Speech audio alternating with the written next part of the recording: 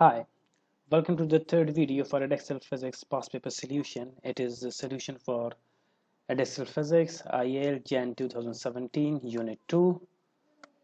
So let's start. Question number 16. The photograph shows a set of decorative lights and the lights are connected in parallel.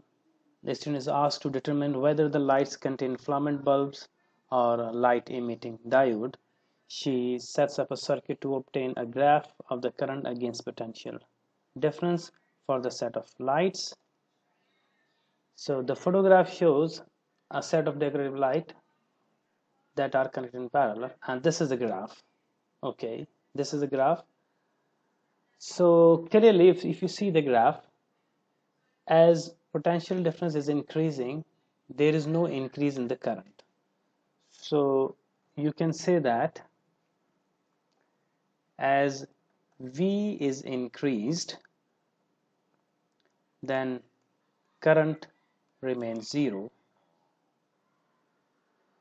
for a while, but after some times at a specific voltage somewhere here, current start increasing and increase sharply, and this is behavior of a diode.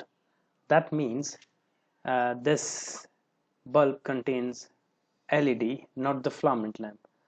And you can also mention that for filament lamp, as V is increased, if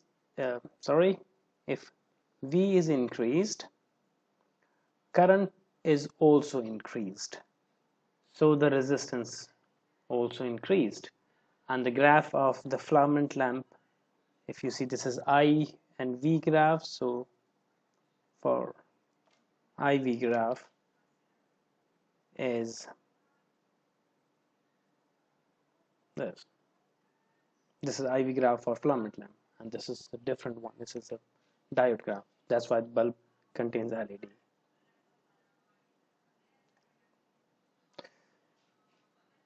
So the student conclude that LED has not a filament bulb.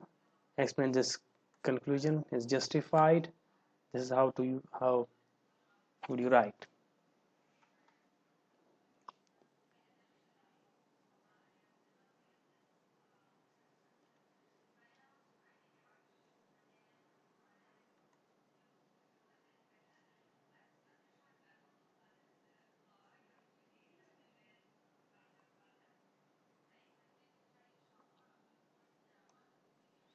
Discuss the distribution of the reading.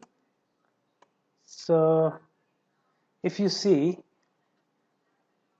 the voltages are not with equal intervals of the voltage taken during the reading is not equal interval, due to which what happened, we cannot figure out the exact voltage where current is just starts increasing, and this voltage in fact is called a critical voltage, where the current starts increasing in diode.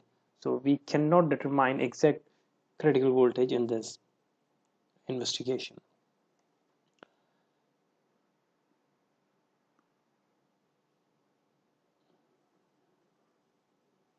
Critical voltage, or I guess, yes, I use the word, we also known as a, we also can call these as a threshold voltage, threshold or critical voltage at which the current starts increasing. Determine the resistance of a single LED when a total current for the set of light is 15 milliampere. Okay, so resistance of a single LED. The formula for single LED resistance, or so you can say that resistance, I'll just do it. Resistance is voltage over current. So for 15 milliampere, if you see, this is 15, and corresponding voltage for this point somewhere here, it is, yes, it is this point, you can say that. And if you figure out this voltage is what, it might be 1.87 or 1.88, whatever okay, 1.88. I can take it the voltage for 1.88 for 15 milliampere. So my voltage is 1.88 and current is not 15. Remember, because this 15 milliampere is the current for the set of LEDs, and if you go and see the picture, there are 12 LEDs are in parallel, and all LEDs have the same resistance, and we need to find resistance for the single LED. So this 15 should be divided by 12 to find the current for one LED. So 15 divided by 12. If you do that, you have an answer for 1.25 into 10 to the power minus 3. Don't forget, this is milliampere. So that's why milliampere. And for resistance, R is equal to voltage. Voltage is 1.88 divided by the current for one LED, 1.25 into 10 to the power minus 3. When you solve this, resistance is equal to 1504 ohm.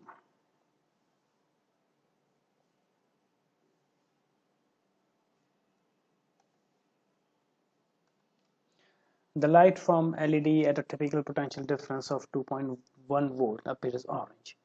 For the LED to emit light, the work done on a single electron by the applied potential difference must be equal to or greater than the photon energy of the emitted light.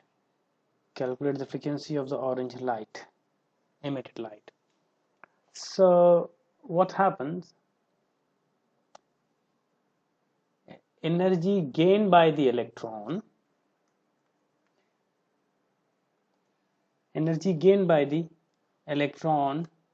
due to this applied voltage is equal to energy of the photon emitted.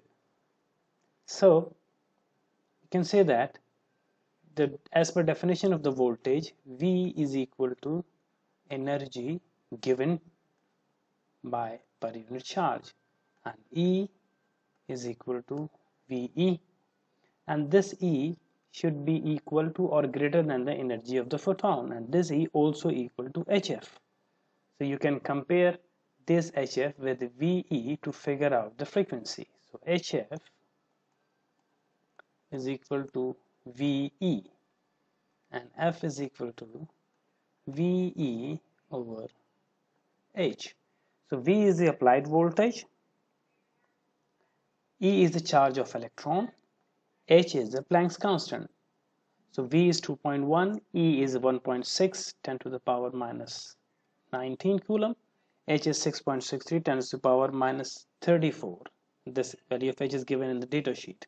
If you put all these numbers, so you will figure out, or you will find F as 5.067, 10 to the power 14 hertz. So you can round this off and you can say F is equal to 5.07 into 10 to the power 14 hertz. This is the frequency of emitted photon. In the next part, the orange light from LED is part of the continuous spectrum of a red, orange, and yellow light. When the current is passed through the low pressure sodium gas, orange light is also observed. However, the light from the sodium gas only contains limited number of frequencies. Explain why the light from the sodium gas only contains limited number of frequencies. It's all about energy level present in an atom. So an atom consists of discrete energy level.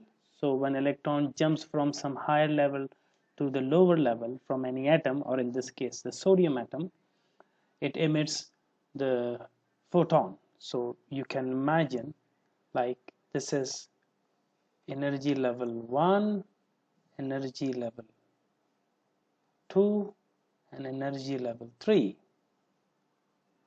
If electron jumps from some higher level to lower level, it emits a photon. and energy of this photon or frequency of this photon corresponds to the energy difference between these two energy levels.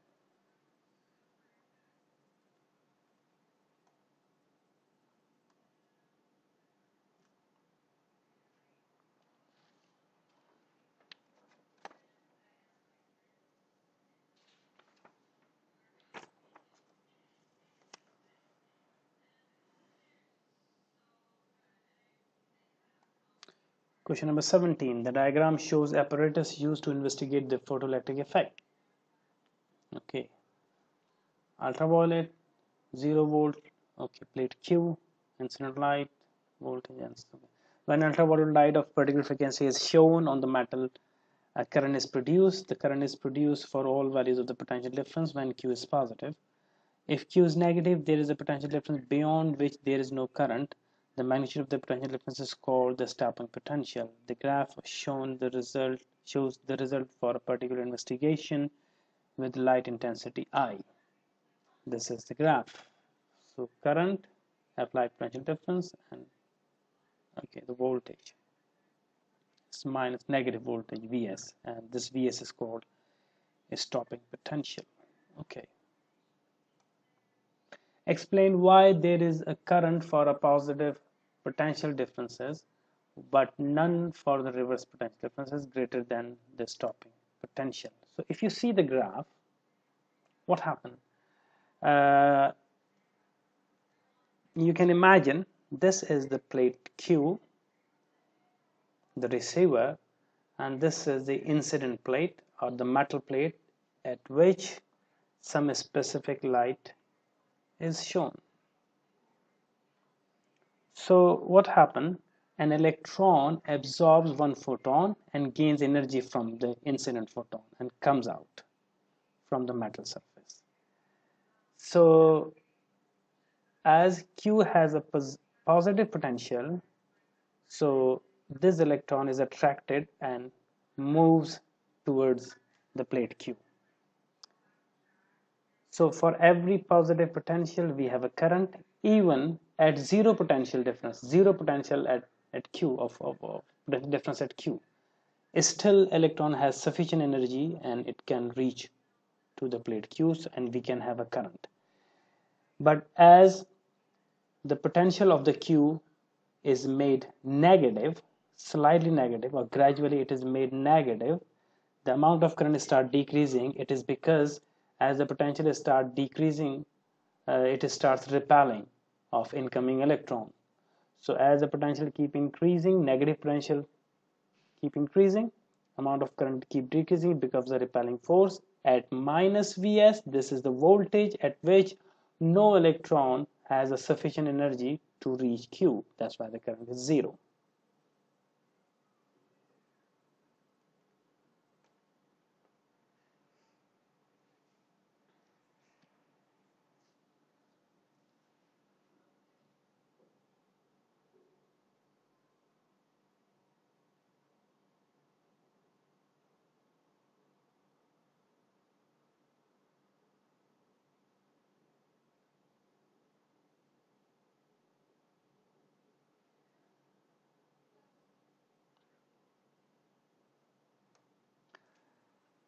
Part 2. The investigation is repeated with the light intensity 2I.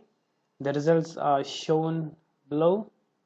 Explain the difference between the results for incident light intensity I and incident light of intensity 2I for positive values of potential applied potential differences. Okay. Remember, the intensity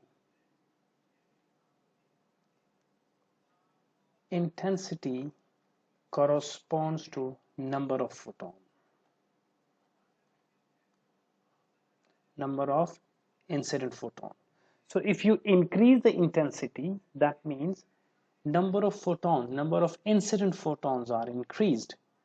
That cause to increase the number of electron coming out from the metal. Remember, this is photoelectric effect, and the photoelectric effect is 1-1 interaction.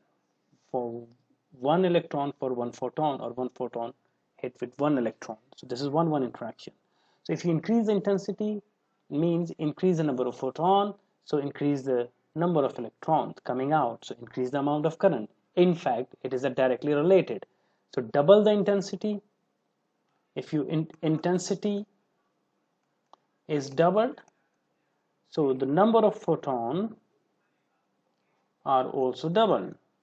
So number of emitted electrons are also doubled. That means amount of current is doubled. Thus you have double current for double intensity.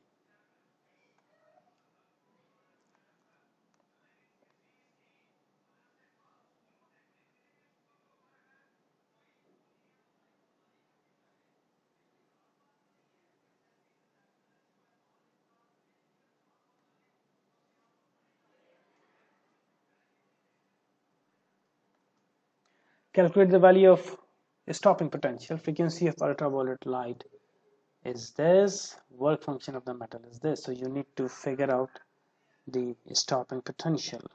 Again, the stopping potential you can relate with the equation V is equal to energy per unit charge. In this case, stopping potential Vs is equal to the kinetic energy Ek over charge of electron. So if you have kinetic energy of electron, you can figure out Vs.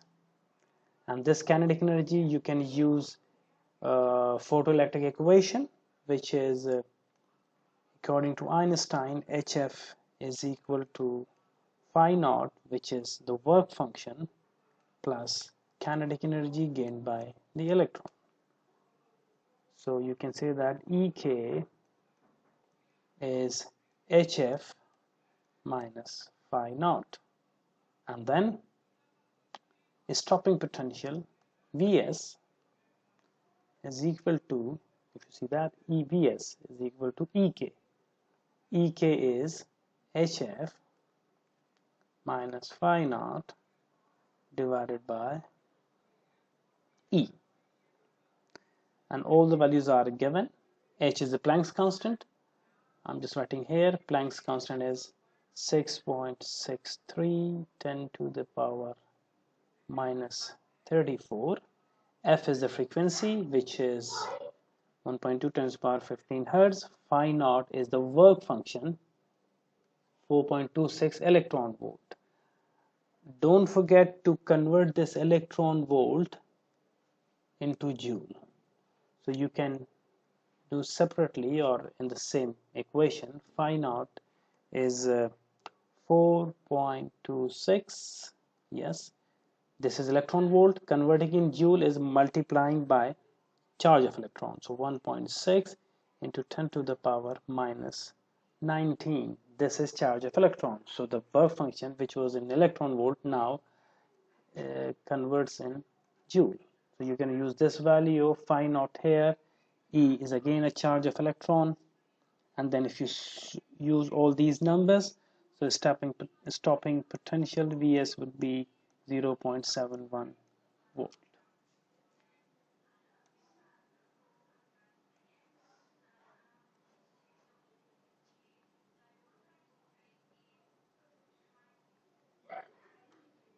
Question number 18.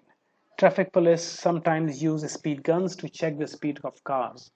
Radar speed guns use the Doppler effect to determine the speed of the cars traveling towards or away from the radar speed gun. A radar gun emits a continuous microwave signal at a frequency of 40 gigahertz and detects a signal reflected from a moving car. Explain how frequency of moving car signal detected is affected by the speed of the car and whether the car is traveling towards or away from the radar and the speed gun. This is the situation. If let's cite it because my drawing, I'm sorry, my drawing is not good, but I will try. Let's say this is the radar gun,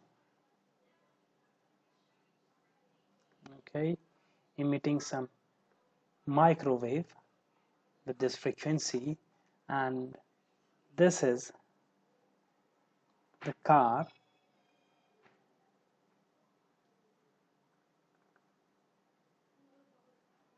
Okay, and this is the position A of the car. This is the position A of the car where the first wave is hit and then it is reflected. But as this first wave is reflected like this to go back, at that moment, at that instant, the car moves. Let's say I'm assuming car is moving away. So the car, this edge of the car comes somewhere here.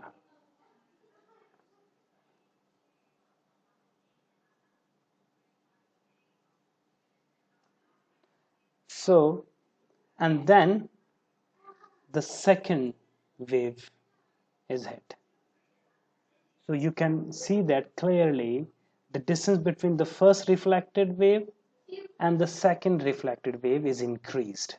So if the distance between first and the second reflected wave is increased, that means wavelength is increased. And you can clearly see that C is equal to F lambda. C is the speed of microwave, which is constant. So frequency is equal to C by lambda. So if lambda is increased, then frequency is decreased. So the radar receiver received a shorter, because lambda is increased, a shorter frequency, a small frequency. And if the car is moving towards, then the distance between two consecutive reflected waves is decreased. So wavelength is decreased. That means frequency is increased.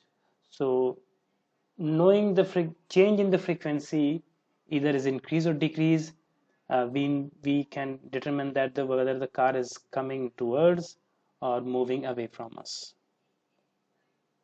That's how you can understand the situation, and you can rewrite the whole situation like this.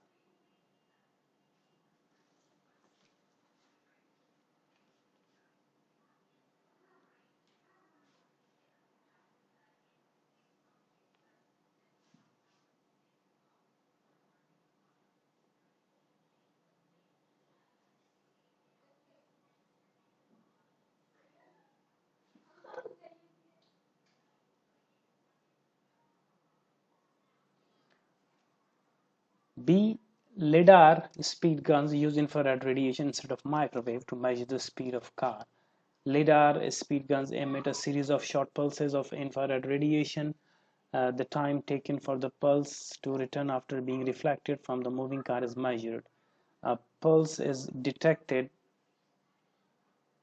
3.33 times 10⁻⁷ seconds after it is emitted. The next pulse is detected after this time. The time interval between the two reflection was 0.0091 seconds. Calculate the speed of the car.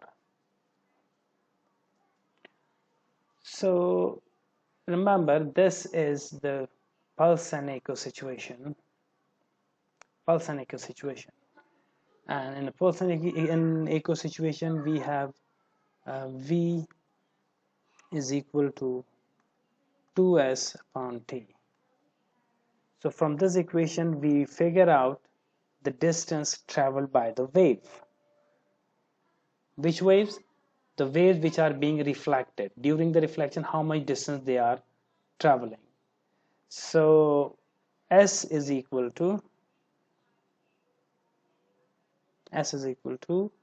Vt divided by 2.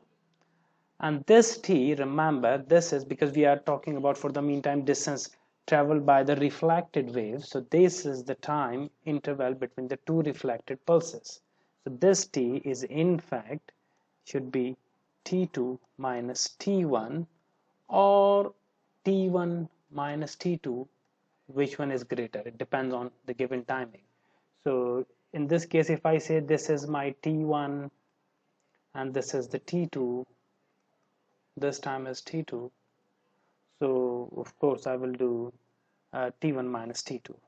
So if I do t1 minus t2, if I subtract these, then this time interval will be t1 minus t2, it will be 1.8 into 10 to the power minus 9 second.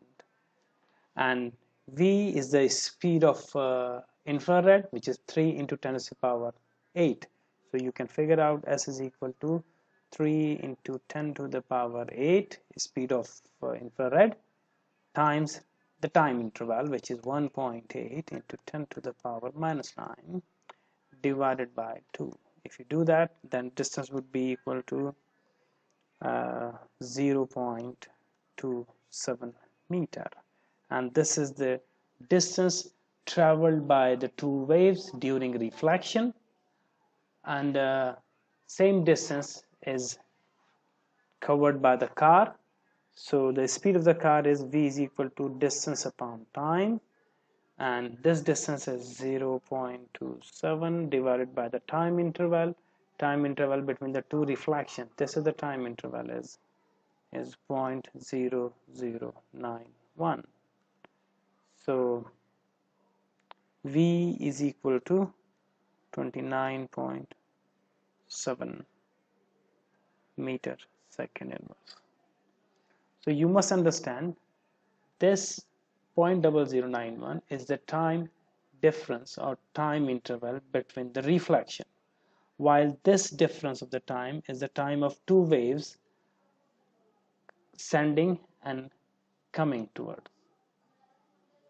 But the distance traveled for both is same. So velocity of the car is 29.7.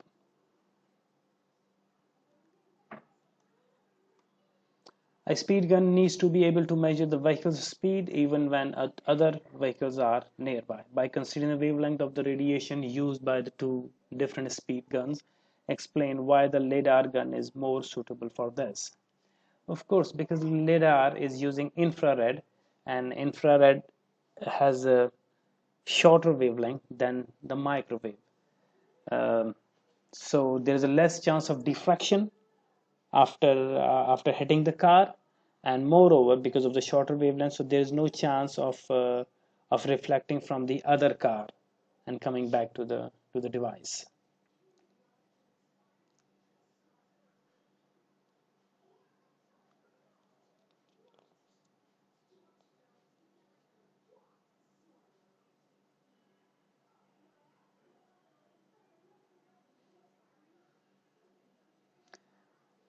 That's it for this paper now. Thank you very much.